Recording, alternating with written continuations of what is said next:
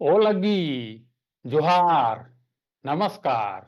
विश्व आदिवासी दिवस के अवसर पर धुमकुड़िया उरांव आदिवासी युवा समाज और आदिवासी युवा छात्र संगठन के संयुक्त प्रयास से 9 अगस्त 2024 को छत्तीसगढ़ की राजधानी रायपुर में विविध कार्यक्रम आयोजित किया गया। सबसे पहले गुरु नानक हॉल श्याम नगर के सभा में उपस्थित गण्यमान्य लोगों ने दीप प्रज्वलित कर कार्यक्रम का शुभारंभ किया।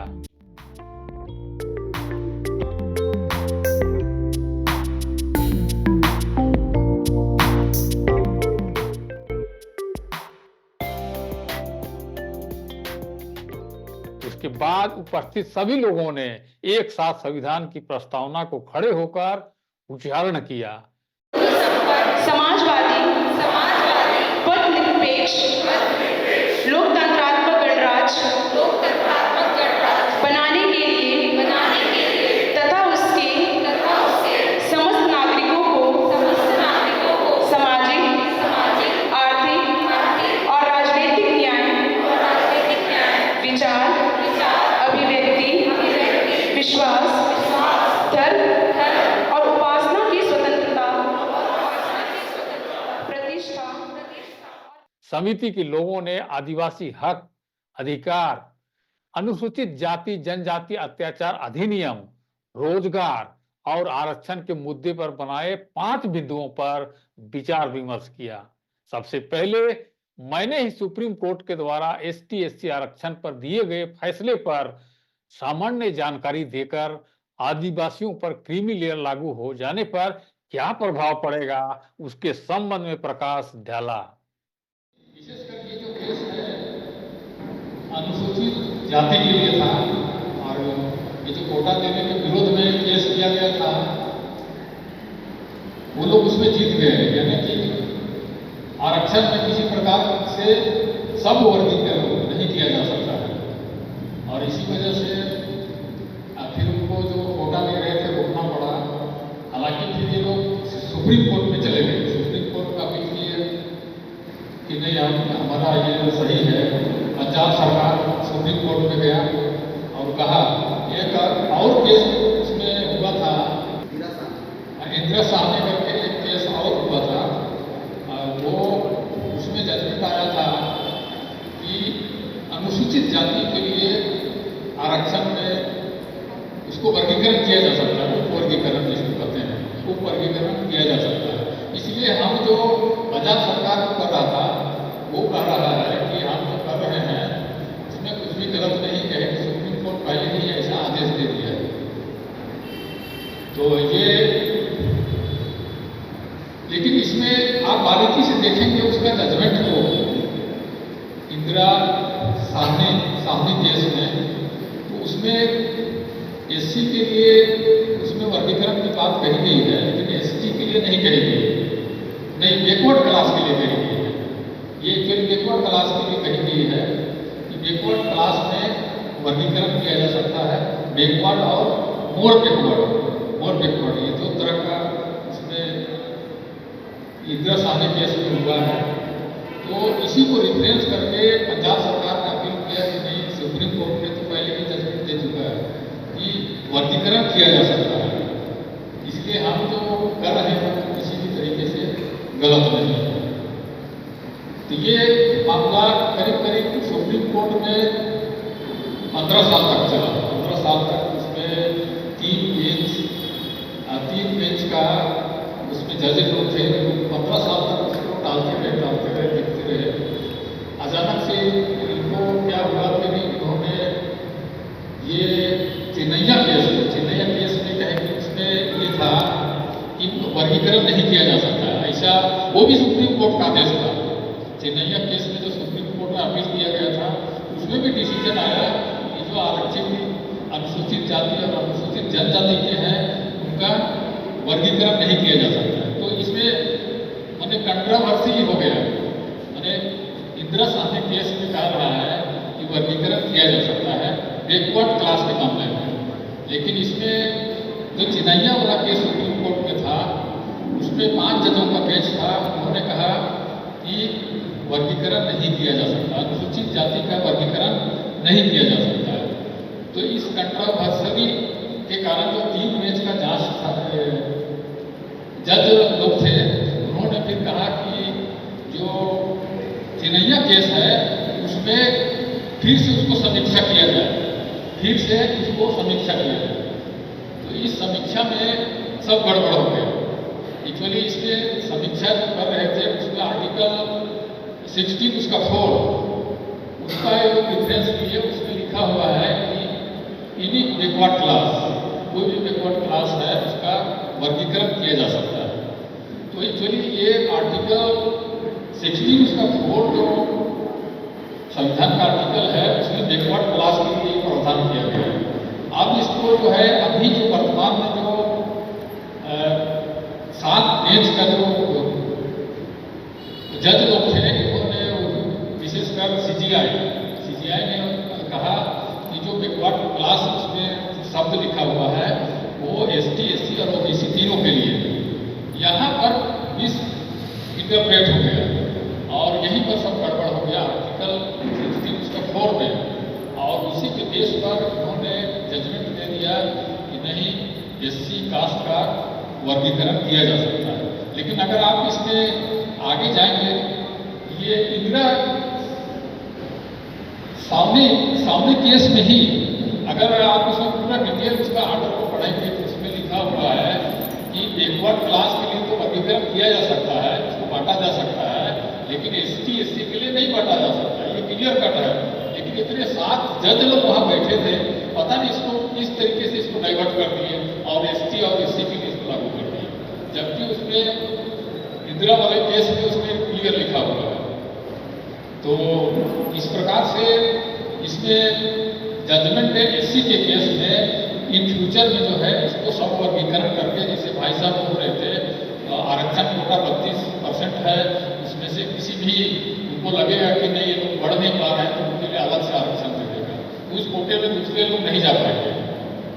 इस प्रकार से वर्गीकरण हो जाएगा। लेकिन अभी जो जजमेंट सुप्रीम कोर्ट का आया है उसमें जो आप नीचे देखेंगे जो समरी दिया हुआ है उसमें जजमेंट का समरी है, उसमें लिखा हुआ है कि ये सब वर्गीकरण जो है ये एससी के लिए लागू होगा, एसटी के लिए कहीं मेंशन नहीं है। तो एसटी का उसमें वर्गीकरण नहीं होगा, सब वर्गीकरण नहीं होगा।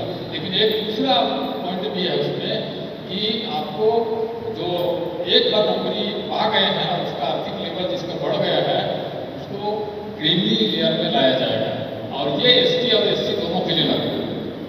यहाँ ये जो क्रीमी लेयर है ये बहुत खतरनाक है। हालांकि सब वर्गीकरण एसटी के लिए कहीं जजमेंट में नहीं लिखा है, माने वो एससी के लिए लागू होगा लेकिन क्रीमी लेयर दोनों के लिए लागू होगा। तो अगर क्रीमी लेयर भी लागू होता है तो यह आदिवासियों के लिए भयानक है, क्योंकि मान लिया जाए कि क्रीमी लेयर से जितने नौकरी पा गए हैं और वो लोग अगर अलग हो जाते हैं, कोटे से अलग हो जाते हैं, तो फिर जितने शैक्षणिक संस्थाएं हैं, उच्च वर्ग का जो नौकरी है, आप देखेंगे कि कॉलेज वगैरह आईआईएम वगैरह है, आईआईटी है, या तो उसी प्रकार से कुछ लेवल का जो प्रोफेसर वगैरह होते हैं उसमें एसटी बहुत कम मिलेंगे, एससी भी बहुत कम मिलेंगे। तो एसटी लोग आज की परिस्थिति में, आज के समय में जब वहाँ पर लोग एलिजिबल कैंडिडेट नहीं मिलते हैं, फिर उसको एनएफएस लागू करके फिर जनरल में भर दिया जाता है। लेकिन अभी की स्थिति में ये ऐसा है, और जब ये क्रीमी लेयर लागू होगा तब उस समय क्या होगा, सारे जो सक्षम वर्ग है जो पढ़ा सकते हैं बच्चों को ट्यूशन दे करके, कोचिंग करा के अच्छा स्कूल कॉलेज में पढ़ा सकते हैं, वो लोग पूरा किनारे हो जाएंगे। तो फिर एलिजिबल कौन होगा? तो लोग नौकरी में जा ही नहीं पाएंगे, ना गरीब लोग जा पाएंगे। हम तो जो क्रीमी लेयर पे है वो लोग तो कट गए होंगे। तो इस प्रकार से पूरा आरक्षण पूरा खतरा है। छिटपुट लोग जो गरीब लोग जाएंगे वो किस में जाएंगे? छोटे छोटे पोस्ट में जाएंगे, प्राइमरी स्कूल टीचर बनेंगे, और जो छोटे छोटे जो पद प्यून में जाएंगे, इस तरीके से नौकरी में जाएंगे, बड़े पद में नहीं जा पाएंगे। और इस प्रकार से आदिवासी समाज के लिए बहुत भयानक होगा और हम लोग पिछड़ते चले जाएंगे। इसके बाद संजय एक्का और कई वक्ताओं ने आदिवासी मुद्दे पर जोरदार भाषण दिया। आरक्षण के, फिर वो क्रीमी लेयर वाला बात आ गया कि कोर्ट बोलती है कि क्रीमी लेयर में आ गए तो आरक्षण नहीं। हमारे साथ के जो आरक्षण विरोधी भाई लोग जो होते हैं उन लोगों का कहना है, अधिकांश मेरे ख्याल से क्षमा चाहूँगा, क्रिश्चियन धर्म को करने वाले होंगे, गुलाम होंगे, पर हमारे हिंदू भाई भी होंगे, लेकिन अटैक ज़्यादा क्रिश्चियन धर्म के ऊपर किया जाता है। मैं उस पर भी बात करूँगा, फिर क्रीमी लेयर पे भी बात करता हूँ। क्रीमी लेयर अब बन गया, अच्छी नौकरी मिल गई, अपने बच्चों को 1000 रुपया दे करके पढ़ा सकते हैं, फिर हमको आरक्षण क्यों चाहिए? एकदम आप लोग क्लियर रहिए, एकदम क्लियर रहिए जवाब देने के लिए। आरक्षण आर्थिक नहीं है, बस खत्म। आरक्षण आर्थिक नहीं, सामाजिक है। केवल आप इस बात की करें, चाहे मैं करोड़पति हूं यहां पर उसके बावजूद मुझे आरक्षण चाहिए, कारण कि आरक्षण आर्थिक है ही नहीं, आर्थिक आधार पर आरक्षण दिया ही नहीं गया। जब हमारा संविधान बना, जब बाबा साहब अंबेडकर ने जब आरक्षण की बात की, तो वो सारे उन वर्गों को लेकर के किया जो दबे कुचले थे, दलित थे, पिछड़े थे, जिन लोगों को आगे आने नहीं दिया जा रहा, उनका नहीं कि जिन लोग गरीब थे। आप लोग देखें समाज में, सामाजिक व्यवस्था को देखें, एक ऐसा समाज जो उच्च कुल का माना जाता है, वो गरीब भी रहेगा तो भी उच्च है। हमारे लिए जगह कहां है? वो जो जंगल में निवास करते थे, वो जो लोग थे जिनको दलित कहा गया, उनके लिए वो धनवान होते हुए, आज भी मैं देखता हूं जैसे अनुसूचित जाति के लोग जो भाई लोग हैं, आज भी गांव में आप जानते होंगे, स्कूल में पता चलता है, जो स्कूल वाले हैं गांव में विशेष करके और टीचर होंगे उन लोगों को मालूम है कि वहां अभी भी भेदभाव चलता है। यदि गांव में शादी ब्याह हो रहा है तो उनके लिए अलग से चावल खाना नहीं दिया जाता है, अब वो चाहे धनाढ्य। तो आप बताएं, आप क्रीमी लेयर और नॉन क्रीमी लेयर वाला आप कहां से ये वर्गीकरण करते हैं, कैटेगराइजेशन करते हैं? आप सामाजिक तौर पे ऊपर उठाने की बात करें, पहली बात तो इसीलिए वो सीधा नकार दिया जाए कि क्रीमी लेयर या नॉन क्रीमी लेयर का कोई वर्गीकरण करना चाहिए आरक्षण के साथ। तो इस प्रकार से हमारा हक बनता है आरक्षण, ताकि हमारा जो समाज जो है, हमारा समाज जो मुख्य धारा से जुड़ना है, मुख्य धारा से जोड़ने का ही ये एक मात्र उद्देश्य था जब बाबा साहब अम्बेडकर ने बनाया। आप लोगों को मालूम होगा कि आरक्षण के उस समय भी खिलाफ थे, आरक्षण के उस समय भी खिलाफ थे, जो उस समय के जो तात्कालिक नेता थे, पंडित जवाहरलाल नेहरू बोल लीजिए और सरदार वल्लभ भाई पटेल बोल लीजिए।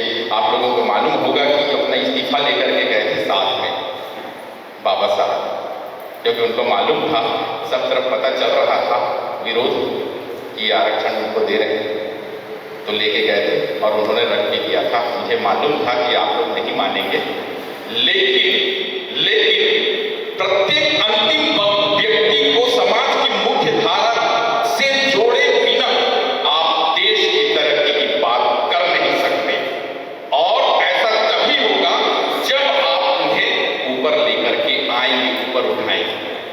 पैसा दे के नहीं, वो कमा लेंगे, भूखे कोई नहीं मर रहे थे, हम लोग मेहनत कश इंसान हैं, हम लोग है कोई ऐसा भूखे मरने वाला? आप जो काम दे दो ना, वो काम करेंगे, हम जो काम दे दो हम करेंगे, छोटा से छोटा, बड़ा से बड़ा, कभी भी हिम्मत हारने वालों में से नहीं है। तो भूखे तो मर नहीं रहे हैं, तो हमको पैसे की जरूरत नहीं है, हमको समाज में दर्जे की जरूरत है। उस समाज में जहां एक समाज अपने आप को ऊंचा मानता है और दूसरे को बहुत नीचा मानता है, उस समाज, पूरी दुनिया में वैसे विशेष करके भारत की ये चीजें देखी जाती, अटैक सिर्फ वही हो रहा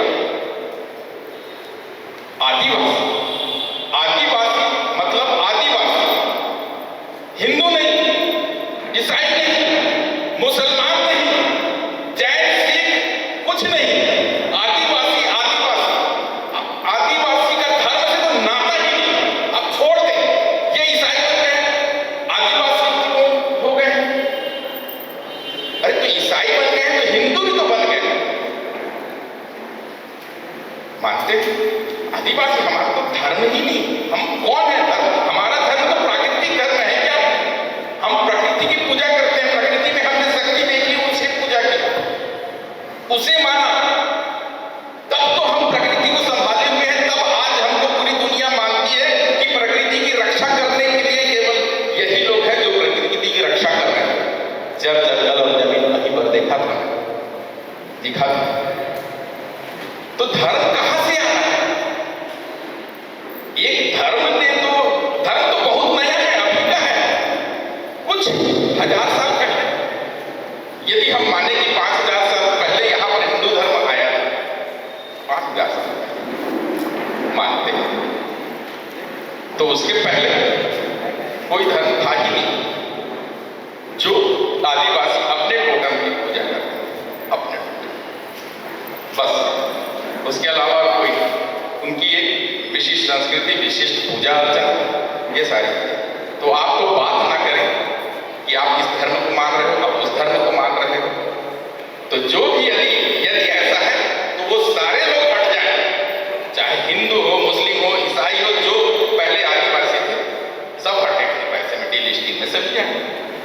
आप केवल कम्युनिकेशन के ऊपर उठना, षड्यंत्र की बात भाई ने कहा, सीबीआई बात में भी कहना। आप देखिए सुप्रीम कोर्ट क्या स्वतंत्र है? ये क्या स्वतंत्र फैसला है? आलोचनात्मक। सुप्रीम कोर्ट की आलोचना नहीं की जानी चाहिए। सुप्रीम कोर्ट ने जो बोल दिया वो पत्थर की लकीर हो गई। लेकिन आज देखें ऐसा हो रहा है। आखिर किसके इशारे पे ऐसे फैसले किए गए? भाई ने बोला कौन है वहां बैठा हुआ हमारा आदिवासी, वो फैसला कर रहे हैं जो जमीन से जुड़े ही नहीं, वो फैसला कर रहे हैं। क्यों कर रहे हैं? अलग कर देने के लिए, हमको जुदा कर देने के लिए, हमारे बीच भेदभाव पैदा करने के लिए, ताकि हमारे ही लोगों के बीच में भेदभाव हो जाए कि नहीं हमको अलग कर दिया, उनको अलग कर दिया, अब इनको आरक्षण मिलता है, मेरे को नहीं मिलता है, तो मेरा एक अलग समाज बन जाए, है ना? और क्या भाई आदिवासी हैं आप, कोई भी समाज के हैं, 42 आदिवासी वगैरह के कितने सारे आदिवासियों की बात की गई। मतभेद है हमारे बीच, बहन बबीता भी बार बार बोल रही थी मतभेद है, भाई ने बोला मतभेद, हमारे बीच समानता है, समानता है हमारे बीच, एक विशिष्ट संस्कृति वाली समानता, विशिष्ट समस्याओं वाली समानता, प्रकृति से हमारा जो प्रेम है, हमारा संबंध है, वो समानता है। फिर बाकी जो असमानता है वो हमारे परिवार के अंदर भी है। मुझे कुछ और पसंद है खाने का, आज तो मेरे भाई को कुछ और पसंद है, उन्हें खिचड़ी भी खाना पसंद है, तो आज मुझे छोले की सब्जी चाहिए, नहीं चिकन मटन चाहिए, अंदर भी है। वो तो मतभेद नहीं है, वो आप हमारे कुछ फूट न कराएं, फूट तो कराएं नहीं, इस प्रकार के कैटेगराइजेशन करके एक ही समाज आदिवासियों के बीच में इस प्रकार का कैटेगरी बनाया। ये इस बात पे आप विचार करें कि आखिर कोर्ट, सुप्रीम कोर्ट जो न्यायपालिका है, कार्यपालिका, न्यायपालिका, विधायिका, ये सब स्वतंत्र एजेंसियां हैं। हम पढ़ते हैं और पढ़ाते हैं, हस्तक्षेप नहीं करते हैं, और हमको दिख रहा है स्पष्ट हस्तक्षेप है। आखिर उनके मन में ऐसा कैसे आया, जिन्हें स्वतंत्र रूप से स्टडी करके विचार करना था, उसके बाद ही फैसला देना था, उनके मन में कैसे आया? कहीं ना कहीं उन लोगों का कंट्रोल है उन पर, जो ये नहीं चाहते कि आदिवासी समाज जो है ऊपर उठ करके आए। और उसके लिए हमारे लिए सबसे ज़्यादा जरूरी है शिक्षा। और अगर आपके पास शिक्षा है तो आपके पास पूंजी भी होगी, और पूंजी है तो आपका समाज जो है वो बहुत मजबूत होगा। क्योंकि मेरा ये भी कहना है कि देखिए, सरकारी जॉब करना ठीक है, ज़रूरी है, और अगर आपके पास टैलेंट है तो बिल्कुल आइए, लेकिन ये नहीं कि आप उसमें लगे ही हैं और इतने लगे हैं कि आप अपने बाल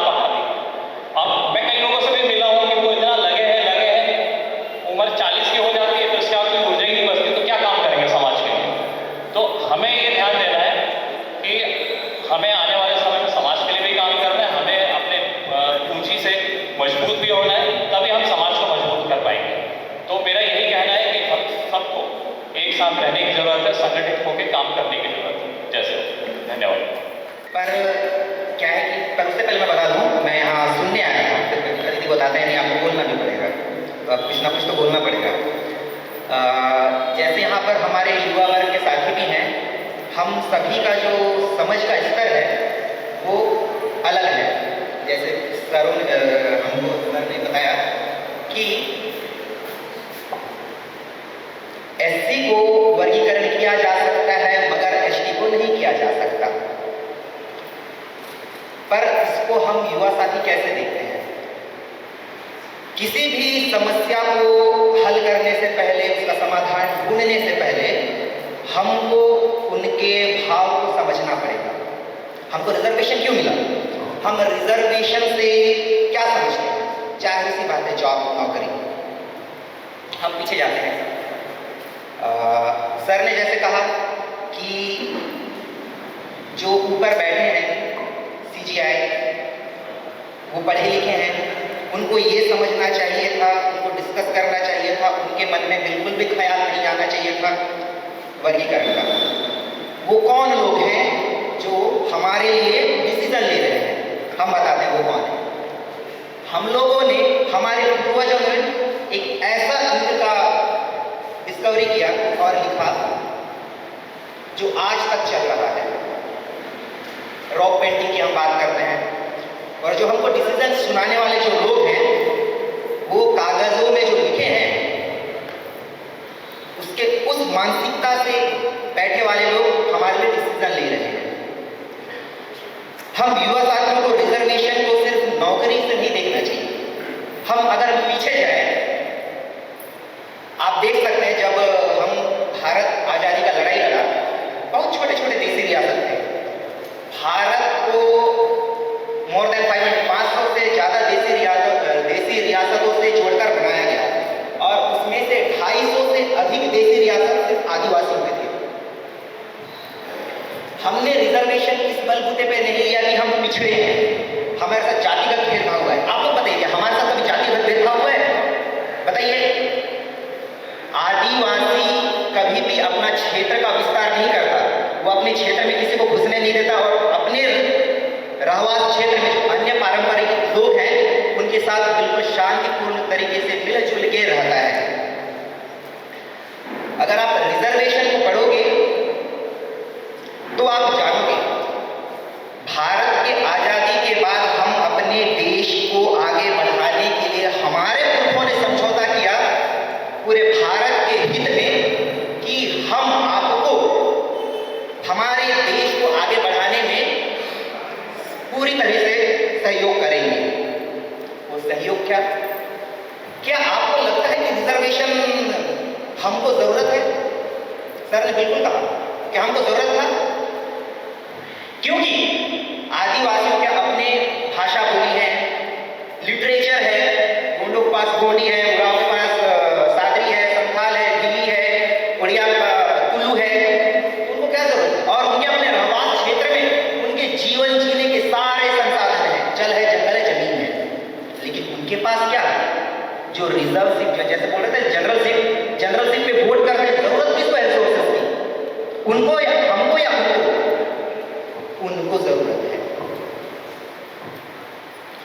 हमारे आदिवासी बहुल क्षेत्रों से जाते हैं खनिज पदार्थ, रेवेन्यू जनरेट होता है, कितना % हम पर खर्च होता है?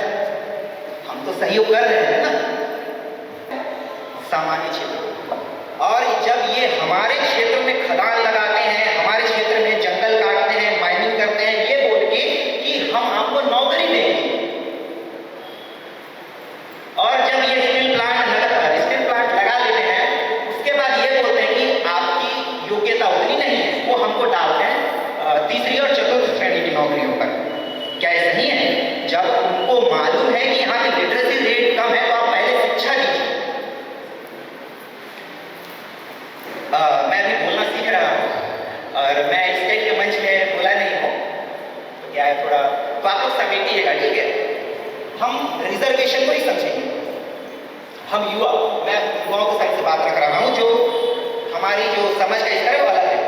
हमारे पुरखों ने देश के निर्माण में सारी चीज दी, उन्होंने समझौता किया कि हम आपके साथ साथ चलेंगे, सारे समाजों को आगे एक साथ लेके चलेंगे। लेकिन ये जो रिजर्वेशन है ये हमारे समाज का सबसे पहला, सर ने कहा पतला से, जैसे दादा ने कहा चाय के ऊपर एक पतला सा लहर जब जाता है वही है। और उसके नीचे कौन है? उसके नीचे हमारा समाज है। यहाँ पर कितने % पढ़े लिखे आदिवासी होंगे? हम पढ़े रिजर्वेशन है ना, रिजर्वेशन हमको मौका दिया। और ये रिजर्वेशन मिला कैसे? आपको मैं बेसिक समझा दिया, वो और विस्तार है, और विस्तार से समझना पड़ेगा, लेकिन अभी समय कम है। मिला कैसे? आइडेंटिटी से। क्या आइडेंटिटी? आपको, आप पूरा हो, आप कवर हो। अच्छा, ये कवर, बूंद, उराव, ये कैसे भाई? नहीं, हमारे पास प्रमाण पत्र है। पहली बात, हमारे युवा और बहुत से लोग ये नहीं मालूम होता आप किस कंडिका में आ रहे हो, राज्य के किस राजपत्र के आधार पर किस कंडिका से आप शेड्यूल हो। बस आपको जब स्कॉलरशिप लेना है, नौकरी लेना है, तो आप दिखा रहे हो। अगर आप पढ़ रहे हैं तो आपका दायित्व बनता है कि आपके समाज पर अगर आंच आती है तो आपको बोलना पड़ेगा। जैसे सर ने कहा, क्या अगर रिजर्वेशन नहीं मिले तो क्या हम मर जाएंगे? बिल्कुल नहीं, हमारा समाज बिल्कुल भी नहीं मरेगा। लेकिन समस्या किसको होगी? डायरेक्टली और इनडायरेक्टली हम दोनों।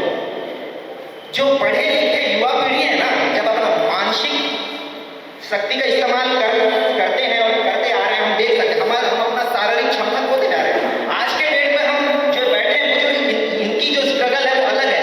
हमको हमारे पेरेंट्स पढ़े लिखे हैं, इसलिए वो नौकरी पे हमको पढ़ा रहे हैं, बाहर लगा, लेकिन ये कैसे पढ़े होंगे?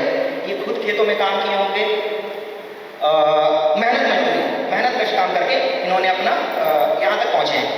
अगर मान के चलो आपको नौकरी नहीं मिलेगी तो आप कर पाएंगे युवा? अगर आप करते हैं तो अगर लगता है कि हम कर पाएंगे तो जाहिर सी बात है लंबे समय तक नहीं टिक पाएंगे। क्यों? क्योंकि रिजर्वेशन मिलते हुए भी आपको ठगा जा रहा है। एक तो महतारी वंदना योजना हो गया, और यहाँ पर जितने बैठे हैं जाहिर सी बात है, कोई इस राजस्थान से है क्या? हाथ उठाइए, मैं देखना चाहूँगा। कोई मूल इस राजस्थान से है क्या? नहीं, सब बाहर से शहरों में पढ़ने आए हैं, नौकरी करने हैं, घरों का बसे होंगे। जाति प्रमाण पत्र बनाने जाएंगे, निवास बनाने जाएंगे, आय बनाने जाएंगे, आपको जरूरत क्या पड़ेगी?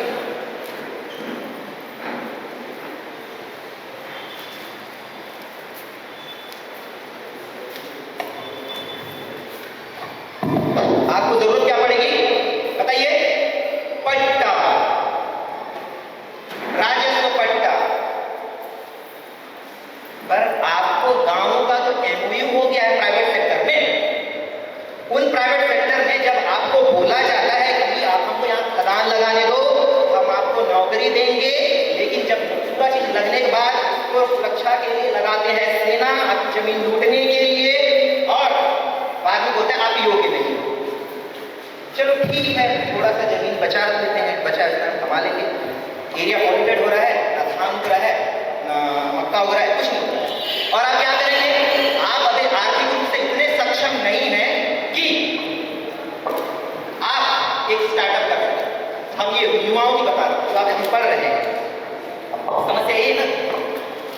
तो ये रिजर्वेशन हमारे समाज का पहला सुरक्षा घेरा है, क्योंकि अगर इसको कुछ होता है तो सबसे पहले जो दायित्व बनता है उसको सुरक्षा करने का, जागरूक करने का पढ़े लिखों का कर्तव्य होता है। अगर क्योंकि रिजर्वेशन घटता है, ये जो निर्मल नेता भले नौकरी नहीं करेगा ना, सर्वाइव नहीं कर पाएगा, लेकिन गांव का जो अनपढ़ आदिवासी है उसके पास 1 एकड़ जमीन को मेहनत मजदूरी करके वो बच जाएगा। तो इसके लिए ये कुछ ऐसा ही समस्या है। पहला इन्होंने राज्य पर परीक्षण किया, एक मॉडल तैयार हुआ, स्टेट में हुआ ना, ठीक है, हम लोग उसको वापस करने पर मजबूर किया।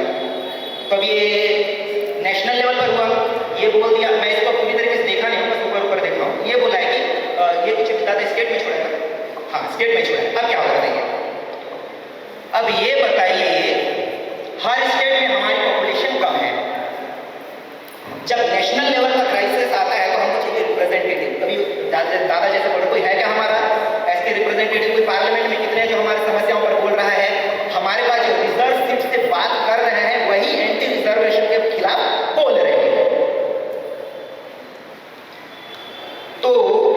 जिस स्टेट के पास एसटी पॉपुलेशन कम है उनकी लड़ाई किसको लड़ना पड़ेगा? जिनके पास संख्या ज्यादा है। इसके लिए हमको एकजुट होना पड़ेगा। एकजुट होने के बाद जब समाज में समस्या आती है तो जो पेरेंट्स हैं ना, पढ़े लिखे, वो अपने बच्चों को घर से निकलने नहीं बोलते, खासकर जॉब करने वाले नहीं बोलते पेन चल जाएगा। अरे भाई, अगर तुम्हारा पेन चल जाएगा, तुम्हारा जॉब तुमसे छीना जाएगा, लेकिन तुम भले वहां से उस नौकरी से हट गए, लेकिन तुम्हारे आने वाले बच्चों के बच्चों के बच्चों के बच्चों के बच्चों के बच्चे सुरक्षित रहेंगे। कुछ ऐसा ही है। तो हम युवाओं को निकलना पड़ेगा, क्योंकि ये जो 9 अगस्त है, हर साल अपना थीम रहता है। इस साल का थीम क्या है? स्वैच्छिक, अलगाव और वो पारंपरिक, मतलब राइट्स को प्रोटेक्शन करने का। तो हम युवाओं को बाहर निकलना पड़ेगा, बोलना पड़ेगा, लड़ना पड़ेगा। अगर जरूरत पड़ा तो हमको स्कूल कॉलेज घर के जैसे हम लोग राज्य बन कर आए थे, वैसा हम एकजुट होकर बोलना पड़ेगा। क्योंकि देखिए, जो रेजिस्टेंस है, प्रतिरोध, शहर में हमारे लोग पढ़े लिखे तो हैं लेकिन निकलते नहीं हैं, और जो गांव में है, जो सरकार को घुटने पर ला सकते हैं, उनको सही जानकारी नहीं है। हम कभी भी कानून के विरोध काम नहीं करते, लेकिन हमको ऐसा बताया जाता है। आप ये देखिए, गुजरात के डांग से लेकर मणिपुर तक, झारखंड तक, छत्तीसगढ़ के बस्तर तक, ओडिशा, तेलंगाना, गाँव में सेना बिठा कर रखे। क्यों? वो इसलिए नहीं कि समस्या आंतरिक समस्या है, इसलिए क्योंकि मालूम है ये आदिवासी जो है ना, ये इतना जड़ बुद्धि का इंसान है, अपना अधिकार को कभी छोड़ेगा नहीं, तो इनको काम तोड़े कहां से? मानसिक तौर पर। जो शहर में है उनको भटका रहा है, और जिसके कारण हमारे गांव के लोग पिछड़ रहे हैं। गांव का आदिवासी खत्म हुआ, समुदाय खत्म हुआ, आपकी आइडेंटिटी खत्म हो गई, तो आपका प्रमाण पत्र नहीं बनेगा। आदिवासी का सबसे पहला पहचान क्या है? अगर कोई उसका अधिकार छीनता है तो वो जानता है किस तरीके से लेना है। मैं अपने बातों को विराम करूंगा, ज़्यादा समय नहीं लूंगा। जो क्या है, हम इस टाइप से मंच में नहीं बोलते, मैं बस्तर से हूँ। ये बहुत अच्छा है, यहाँ पर देखने को मिल रहा है कुर्सी खाली है, लेकिन हम इससे छोटा भी अगर ऐसा भीड़ इकट्ठा करके अगर हम कानूनी अधिकार की बात करते हैं तो अंदर वाले मतलब समझ जाइए, डंडे पड़ते हैं। यहाँ पर जैसे 9 अगस्त में, फर्स्ट टाइम है मेरा 9 अगस्त रायपुर में, तो सेकेंड टाइम, यहाँ पर इतनी छोटी सी पुलिस है। हमारे पास ऑफिसर रहे पूरा, हमको जब हम अपने पारंपरिक वेशभूषा से निकलते हैं तो बटालियंस लगती हैं, यहाँ पर कोई हमारे साथ कोई शामिल ना हो जाए। हम तख्ती तक नहीं पकड़ सकते। 5वीं अनुसूची का पालन करो। ये 5वीं अनुसूची क्या है? 5वीं अनुसूची भारत के, आप देखिए, छत्तीसगढ़ भारत के तीसरे स्थान पर आता है, सबसे ज्यादा फॉरेस्ट परसेंट है, और भारत के 10 राज्य में 5वीं अनुसूचित क्षेत्र है। मध्य प्रदेश, महाराष्ट्र, गुजरात हो गया, झारखंड हो गया, तेलंगाना, ओडिशा हो गया, और शायद 4 छठी अनुसूचित। भारत के इन्हीं शेड्यूल एरिया में ही भारत के सबसे ज्यादा फॉरेस्ट कवर है। छत्तीसगढ़ तो हम लेंगे सरगुजा संभाग, बस्तर संभाग, गरियाबंद का शेड्यूल एरिया, धमतरी का शेड्यूल एरिया, बालोद का शेड्यूल एरिया। इसके बाद कहाँ पर बताइए? हमारे लोगों के पास जमीन है, जमीन, और उस जमीन को बचाने के लिए हमको चाहिए हमारा रिजर्वेशन। क्यों? क्योंकि वो सुरक्षा का पहला घेरा है।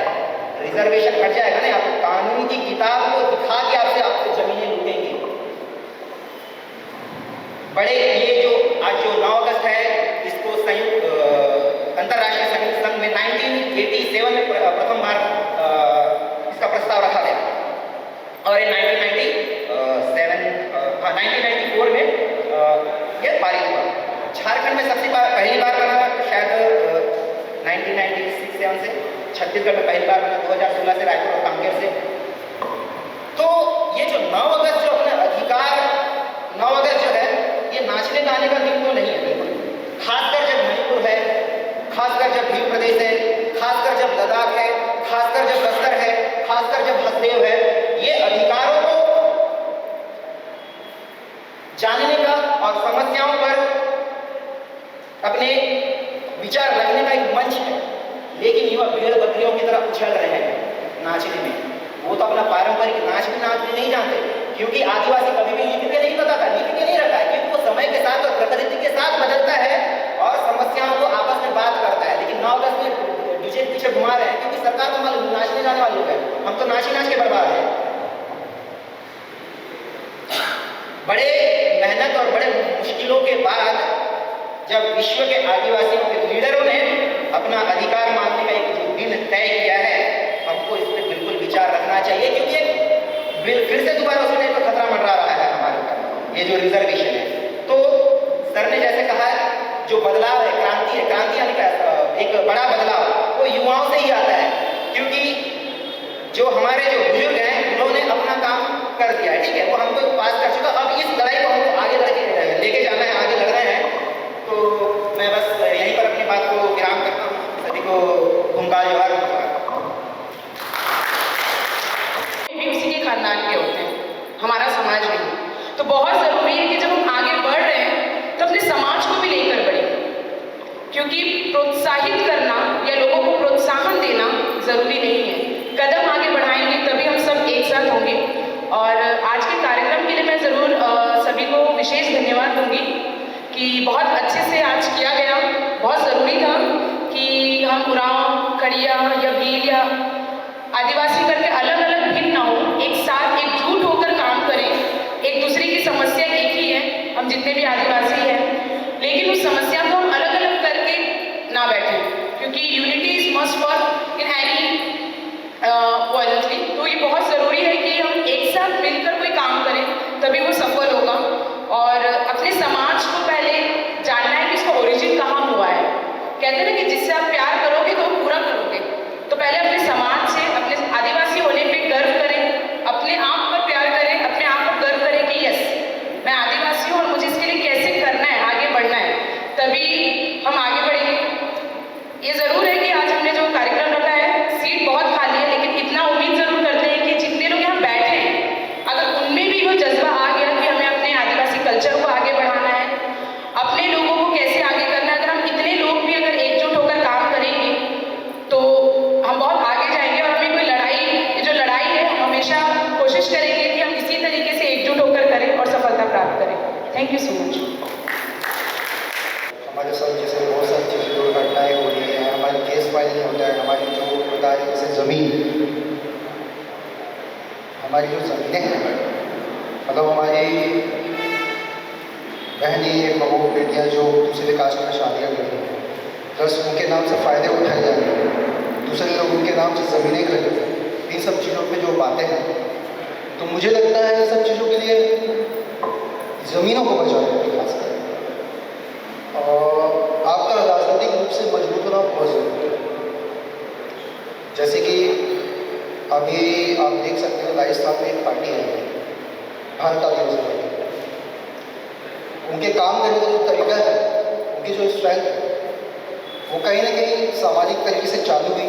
उन्होंने अपनी जो चीज़ें हम यहाँ भुगत रहे, वो चीज़ें उन्होंने भी वहाँ देखी, फेस की हैं, ज़मीनें वहाँ पे उनकी भी लूटी गई हैं, उनको उन्हें रोकने के लिए संवैधानिक लड़ाइयाँ लड़ी हैं, जेल गए, बहुत सारे केस फाइल हुए। आखिर में उनको ये चीज़ समझ में आई कि हर समय ज्ञापन देना, जाके धरना करना, ये इतना कारगर और कारगर साबित नहीं है जितना जैसे मैं यहाँ पे बोल रहा हूँ, या हम धरने में रोड पे जो चिल्लाते हैं, वही आदमी, हमारा एक आदमी संसद या विधायक बन के जाके सदन में बोलेगा तो उसकी बात की एक अधिक वजह रहता है, एक गरिमा रहती है, उसके बाद को ज़्यादा सुना जाता है। तो कहीं ना कहीं हमारी एक ये कमज़ोरी है अभी तक कि हम लोग अभी तक, जैसे हम लोग जैसे छत्तीसगढ़ की बात करें, 42 जनजातियाँ, एक बहुत बड़ा समुदाय होता है आदिवासी।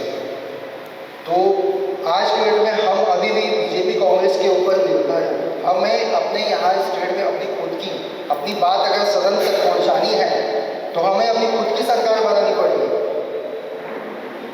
जितने भी इश्यूज होते हैं, जैसे कि फिर में बीच में भूपेश सरकार समय भी 32% का मुद्दा उठा था आरक्षण में, ऐसा क्यों है? क्योंकि हमारे वहाँ के प्रतिनिधि वो चीज़ें हमारे वहाँ सदन में उठाते नहीं हैं। सबसे बड़ी बात हमारे आदमी चुन के जाएंगे, अपनी बातें रखेंगे, अपने हिसाब से हम किसी का आदिवासी वाकई में बहुत ईमानदार होता है, सभ्य होता है, वो हमेशा कभी भी दूसरों का सही में कभी किसी की छीनने की उसने आज तक कोशिश नहीं की। लेकिन ये दुखद बात है कि वाकई में दूसरे उसकी छीनने की कोशिश करते, चाहे वो जमीन के माध्यम से हो, चाहे किसी भी मुद्दे से हो, ये उसके साथ हमेशा षड्यंत्र होता रहा।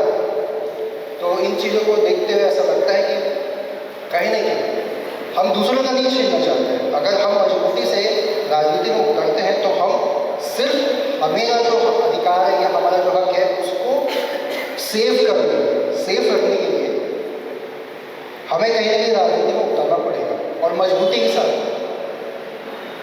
इसके अलावा जैसे मेरे विचार, मतलब आप लोग के विचारों थोड़ा मतभेद हो सकता है, उसके लिए क्षमा चाहूँगा। जैसे एक पॉइंट था हमारी लड़कियों से, बच्चों से दूसरे कास्ट वाले की शादियाँ करते और जरूरी करते।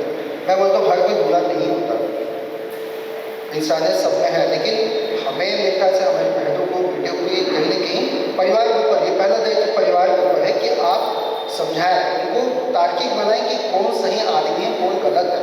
आप दुनिया भर के ढकोसलों पे, दिखावों में देख के किसी गलत आदमी के साथ शादी कर लेते हो, फिर वो आपको छोड़ देता है, फिर आपके नाम से ज़मीनें खरीदता है, ये सब चीज़ें घटनाएं होती हैं। तो लेकिन और भी जैसे कई लोग हैं, बस फिनिश कर रहा हूँ, तो मैंने कई ऐसे रिलेशंस देखे हैं जो गैर, मतलब हमारे यहाँ की बच्ची किसी और से शादी की, लेकिन उनकी शादी वाकई में सक्सेस भी है। तो ये घर वालों के ऊपर डिपेंड है कि बच्चों मतलब समझदारी होनी चाहिए कि हाँ आदमी जैसे पढ़ने का, उसको समझने का नज़रिया होना चाहिए कि आप एक सही आदमी को चूज़ करें। बाकी धन्यवाद। ट्राइबल कम्युनिटी एक चीज़ में जरूर रहे कि वर्ग में विभाजन ना हो, इस बात का हमेशा ध्यान रखिएगा। आज जो तत्व है, आप सभी समझ रहे हैं मैं किसकी ओर इंगित कर रहा हूँ, वो किसी न किसी रूप में या किसी न किसी कारण से एक हमारा जो वर्ग है उसमें तोड़ फोड़ करने की कोशिश कर रहे हैं। तो इस चीज़ को हमको दूर सुदूर जहाँ से हम लोग आए हुए हैं वहाँ तक लोगों तक को पहुँचाना है कि हम वर्ग के जो लोग हैं, एक वर्ग के लोग, हम आदिवासी समुदाय के लोग हैं, ये किसी भी चीज़ को लेकर, धर्म या और किसी चीज़ को लेकर हम अलग ना हो। तो ये बात हमको जरूर पहुँचाना है। और आज जब मैं यहाँ देखा कि हमारे पास एक डाइवर्सिटी, हम लोग एक आदिवासी समुदाय के रूप में सभी यहाँ के लोग इकट्ठे हैं, तो बहुत अच्छा लगा। मैं बहुत ज़्यादा कुछ नहीं बोलना चाहता, अभी ये तो कार्यक्रम आप लोगों का हो रहा है, बस ये बात जरूर मेरे मन में बहुत दिनों से है। और इसके साथ हमको मार्जिनाइज जो लोग हैं उनके साथ में हमको कोऑर्डिनेशन करना है। सबको क्या है, अपने अपने हक और अधिकार है, उसका रिस्पेक्ट करते हुए उनके साथ में हमको कोऑर्डिनेट करना है और हमको एक बड़ा समूह बनाना है। तभी हम एक राजनीतिक पार्टी के बारे में सोच सकते हैं। अगर हम लोग सोचेंगे कि सिर्फ आदिवासी ही, हाँ हम लोग एक दो सीट जीत सकते हैं, लेकिन इसके साथ यहाँ पे जो कम्युनिटी है आज जो यहाँ छत्तीसगढ़ में, उनको सभी को किसी न किसी रूप में अपने साथ जोड़ना है। किसको? ओबीसी हो, एससी हो, और भी जो दूसरी कम्युनिटी है, आदिवासी लोगों के साथ में तो हम जोड़ना ही है, हम लोग जो सभी लोगों को, पर इस पे काम करने की ज़रूरत है। और ऐसा लगता है आज जो यूथ यहाँ पे हैं उनको देख के लगता है कि हम लोग जरूर करेंगे, और आप लोग है ना, हम लोग भी आप लोग के साथ। और एक चीज़ जरूर है कि इतना बड़ा आज आदिवासी दिवस है, तो इसको हमको ना कहीं बड़े रूप में मनाने की आवश्यकता थी। तो यहाँ पे कम से कम कहीं ग्रुप यहाँ पे आज आदिवासी दिवस मना रहे हैं, पर आप लोगों का जो शुरुआत है बहुत सराहनीय है, इसके लिए आप लोग बहुत बधाई के पात्र हैं। तो फिर से सबको आदिवासी दिवस की बहुत बहुत शुभकामनाएं। लंबी चर्चा हुई। समय अभाव के कारण सभा स्थल के कार्यक्रमों को विराम करते हुए motor bike rally तीलीबांधा, Shankar Nagar और केनाल रोड होते हुए अंबेडकर चौक तक निकाली गई। रैली में बड़ी संख्या में युवा और कुछ प्रबुद्ध जनों को भी भाग लेते हुए देखा गया था।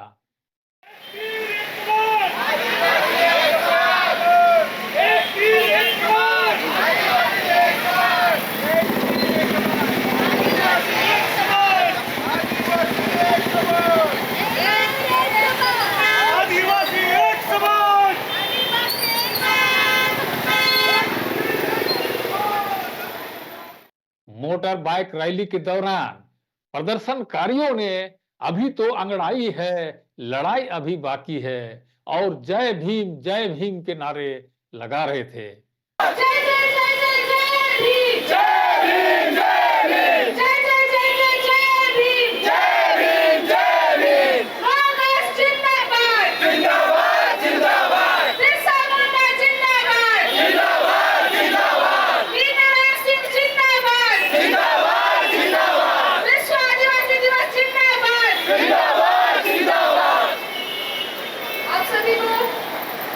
विश्व आदिवासी दिवस की मैं शुभकामनाएं देती हूँ सभी युवा साथियों के द्वारा। आज पूरे आदिवासी समाज का नेतृत्व करते हुए आज हम यहाँ अम्बेडकर चौक में उपस्थित हुए हैं।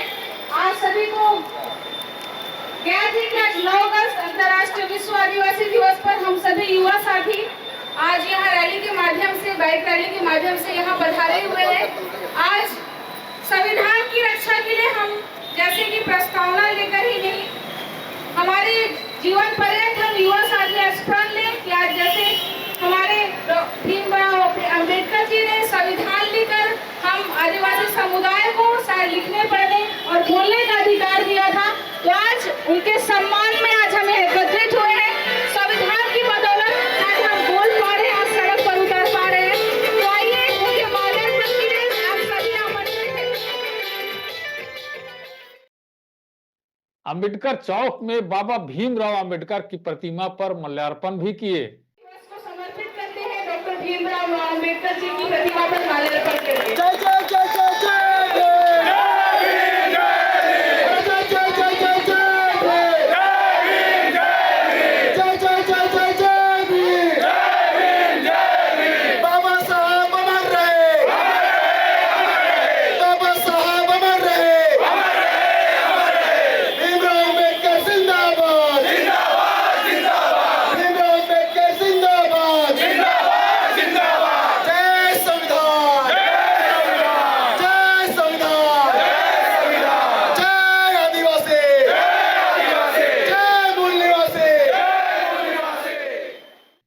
फिर वहीं पर करीब आधे घंटे तक आदिवासी वेशभूषा में लोगों ने खूब नृत्य किया।